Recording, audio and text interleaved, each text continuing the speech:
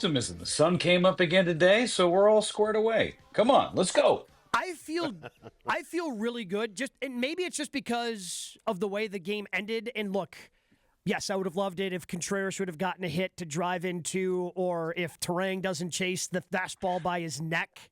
But the fact that they found themselves in that position, despite literally sending the minimum amount of guys to the plate through the first 8 innings, makes me feel really good about that offense going into game 2.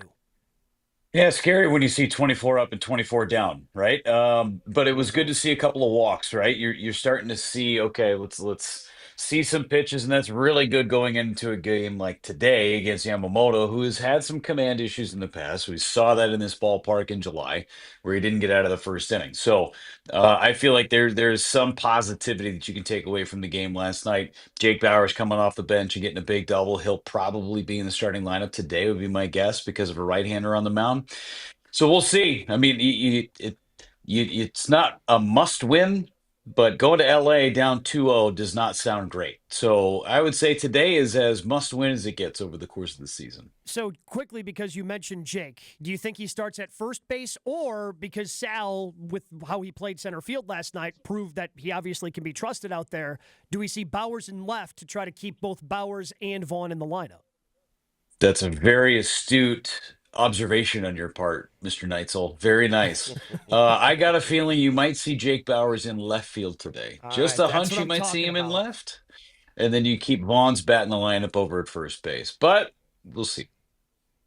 Jeff, does it make it easier to flush for the players the fact that Snell's performance, you just tip the cap and say, hey, guy was unbelievable. Let's just move forward. The dude was on a roll last night. He was Yeah. unbelievable. I don't think I've seen a performance like that or seen a performance like that in a really, really long time.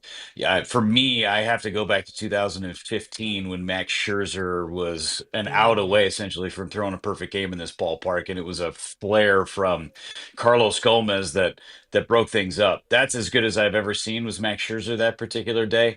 But Snell was just as good last night, and yeah, you tip your cap to him. He threw his changeup for strikes. He threw everything for strikes. He was mixing and matching. He was not predictable at all. Yeah, you tip your cap a little bit, and then you get after Yamamoto tonight. How important is it for Freddie to go 5 or 6, seeing as how this is a longer series, there are less off days, and the bullpen is being asked to carry a lot of those innings on days Freddie doesn't start? It's a huge deal, and I think for Freddie, he needs to go out there and dominate. If he goes 5, 6 innings, that means he's throwing the ball well and his pitch count is down, and that means you're in a really good position to potentially win a ball game. So for me, Freddie getting 5 or 6 innings into this ball game is going to be huge. Yeah, you have an off day tomorrow, but then it's 3 straight at Dodger Stadium if you get to a game 5, right? So the off days are few and far between in the National League Championship Series. It's really important for him to give the Brewers a good start today and give them some length. Miz or no Miz tonight? I would say he is potentially available, but they'll try and stay away from him as much as possible. I feel like tonight is going to be a Tobias Myers type of night if Freddie goes short. What about the back end of the bullpen? Abner, it was more the command than anything, but the sinker was down a couple of miles an hour since he had to throw, got 6 outs on Saturday. Yeah, he had the off day Sunday, but then he throws a high pitch count yesterday. Is Uribe available for the Crew tonight? I was talking about it on the radio last night as he's going deeper and deeper into these counts, and he's 25 pitches or so into his outing. He finally got out of it, but that was a big run that he allowed. It ended up being the difference in the ball game. And I said, the deeper he goes, it puts into his availability for game 2. So hopefully he's able to go. I think they trust his ability to come back. Trevor McGill's available. Canning will be available. At this point, everybody is available, in my opinion, with the exception of probably Miz, who threw the 60 pitches a couple of days ago. What Jeff, was? have you ever seen? Go Have you ahead. ever Sure. seen you ever seen the stadium that electric last night? I mean, on I TV game it looked unbelievable. They were into it. Yeah, it was wild. I still think game 5 of the division series was louder just Really? because, I mean, from what was at stake in game 5, I still think that Mm-hmm. that was louder than last night. And frankly, there wasn't a lot to cheer about. I mean, the loudest they got was during that crazy double play from Sal Frelick, when he makes the catch off the center field fence and they get the out at home and an out at third.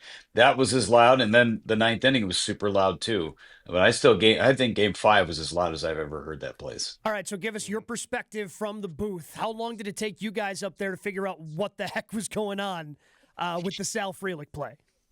Lane was on it. Lane was on the call. And as soon as, so you called the juggle, and as soon as the umpires, I was looking at the left field umpire, and he gives the signal, the it's in play, no catch signal. Yeah. And at that point, because I'm not going to jump in the middle of the call, but as soon as I saw the left field umpire do this, take his arms out and say it's still in play, that means it's no catch, and that means those bases are live.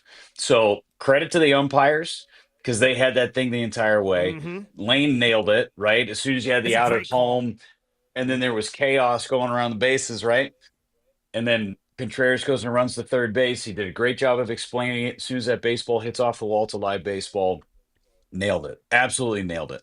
Yeah, it was a great call by Lane. It was the lack of replay was a little frustrating, even though I know they can't. I mean, the umpires are just huddling, so they're not going to throw it up on the scoreboard. But it was just trying to figure out if he did catch it, if he didn't catch it. Sitting in the seats was a little frustrating. But again, credit to the umpires. They got it right. Can't wait for tonight. I know the ballpark is going to be ready. It's going to be raucous. Hopefully the Brewers score a couple of runs early, get that energy up for Freddie Peralta.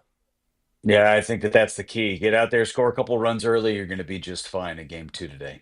Appreciate the time. As always, Jeff, have a good call tonight. You got it, guys. Take care. See ya.